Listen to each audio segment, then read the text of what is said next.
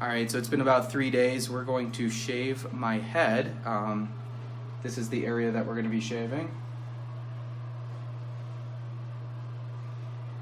And we're going to put some conditioner on to lubricate, and then off we go.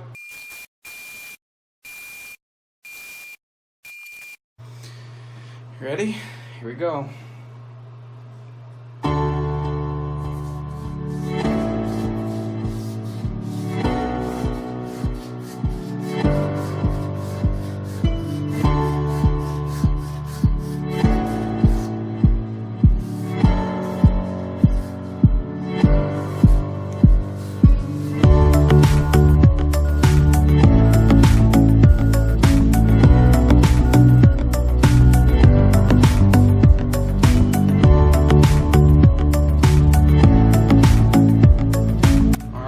That's everything. We're gonna go ahead and rinse and show you the result.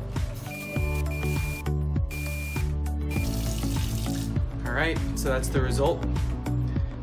We'll do a 360.